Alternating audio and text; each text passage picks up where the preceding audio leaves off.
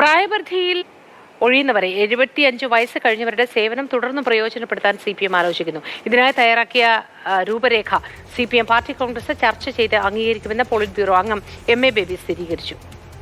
നേതാക്കന്മാരെ പ്രായപരിധിയുടെ അടിസ്ഥാനത്തിൽ മുഖ്യ ഉത്തരവാദിത്തങ്ങളിൽ നിന്ന് ഒഴിഞ്ഞവരെ ഏത് തരത്തിലാണ് എവിടെയാണ് ഉൾക്കൊള്ളിക്കേണ്ടത്, അവരുടെ സേവനങ്ങൾ എങ്ങനെയാണ് പ്രയോജനപ്പെടുത്തേണ്ടത്, അത് പാർട്ടി കോൺഗ്രസ് ചർച്ച ചെയ്യാൻ പോവുകയാണ്. കാരണം കഴിഞ്ഞ പാർട്ടി കോൺഗ്രസ് മുതലാണ് ഇങ്ങനൊരു പുതിയ സംഘടനാ തത്വം പ്രാബല്യത്തിൽ വന്നത്.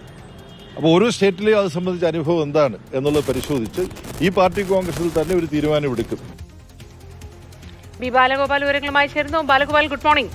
ഈ പ്രായപരിധി കഴിഞ്ഞവരെ ഒഴിവാക്കിയവരെ ഏത് തരത്തിലായിരിക്കും ഇവരുടെ സേവനം പ്രയോജനപ്പെടുത്തുക പാർട്ടി?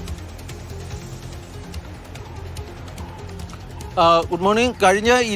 കഴിഞ്ഞ 2 പാർട്ടി കോൺഗ്രസുകളിലെ സമയത്താണ് ഈ പ്രായപരിധി കർശനമായി CPM നടപ്പാക്കി തുടങ്ങിയത്. അതായത് 75 വയസ്സ് കഴിഞ്ഞവരെ അതത് കമ്മിറ്റികളിൽ നിന്ന് ഒഴിവാക്കുക എന്നതായിരുന്നു ഈ CPM എടുത്തിരുന്ന നിലപാട്. പക്ഷേ അങ്ങനെ വരുമ്പോൾ പലരും സജീവമായി പ്രവർത്തിക്കുന്ന പല നേതാക്കളുടെയും പ്രവർത്തനം തുടർന്ന് പാർട്ടിക്ക് ലഭിക്കാത്ത ഒരു സാഹചര്യം ഉണ്ടാകുകയായിരുന്നു. ഈ സാഹചര്യത്തിലാണ് ഈ പ്രായപരിധിയെ തുടർന്ന് ഒഴിവാക്കുന്ന നേതാക്കളുടെ സേവനം പാർട്ടിക്ക് തുടർന്നും പ്രയോജനപ്പെടുത്തുന്നതിനുള്ള ഒരു രൂപരേഖയ്ക്ക് CPM ഇപ്പോൾ CPM തയ്യാറാക്കിക്കൊണ്ടിരിക്കുന്നത്.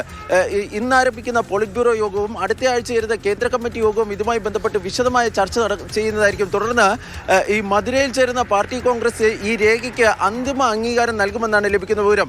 ഈ രേഖയിൽ പറഞ്ഞിരിക്കുന്ന ഏറ്റവും പ്രധാനപ്പെട്ട ശുപാർശ ഈ 75 വയസ്സിന് കഴിഞ്ഞ് ഈ ഒഴിയുന്നവരെ ഈ പാർട്ടി സ്കൂളുകൾ, അതുപോലെ തന്നെ പാർട്ടിയുടെ ഈ ഗവേഷണ പഠന കേന്ദ്രങ്ങൾ, വർഗ ബഹുജന സംഘടനകൾ, പാർട്ടി പ്രസിദ്ധീകരണങ്ങളിൽ എന്നിവയിൽ അവരുടെ സേവനം ഉപയോഗിക്കുക എന്നതാണ്. കാരണം ഇതിന് ചില ഉദാഹരണങ്ങൾ CPM നേതാക്കൾ ചൂണ്ടിക്കാണിക്കുന്നുണ്ട്.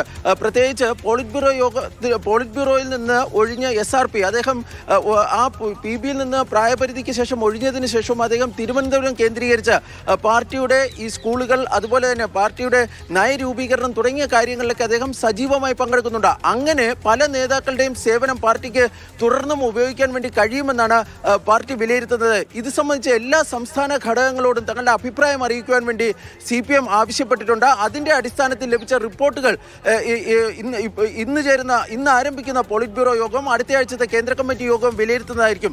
ഇതിനുശേഷമാണ് ഈ നേതാക്കളെ എങ്ങനെ ഫലപ്രദമായി അവരുടെ സേവനം കൂടി വിനിയോഗിക്കാം എന്നത് സംബന്ധിച്ചുള്ള ഒരു തീരുമാനം പാർട്ടി എടുക്കാൻ വേണ്ടി പോകുന്നത്. പാർട്ടിയെ സംബന്ധിച്ചിടത്തോളം, CPM-നെ സംബന്ധിച്ചിടത്തോളം അതൊരു പുതിയ നയരൂപീകരണം കൂടിയാണ്. കാരണം സാധാരണഗതിയിൽ കഴിഞ്ഞ 2 തവണയും ഇങ്ങനെ ഒഴിയുന്നവരെ പിന്നീട് അവരുടെ സേവനം പൂർണ്ണമായ തോതിൽ പാർട്ടി ഉപയോഗപ്പെടുത്തിയിരുന്നില്ല. പക്ഷേ ഇത്തവണ മുതൽ ഈ സമ്മേളനത്തിന് ശേഷം അങ്ങനെ ഒഴിയുന്നവരെ കൂടി ഈ പാർട്ടിയുടെ മുഖ്യധാരയിൽ അവരുടെ സേവനം പ്രയോജനപ്പെടുത്തുന്നതിനുള്ള ഒരു രൂപരേഖയ്ക്കാണ് ഇപ്പോൾ CPM രൂപം നൽകി വരുന്നത്.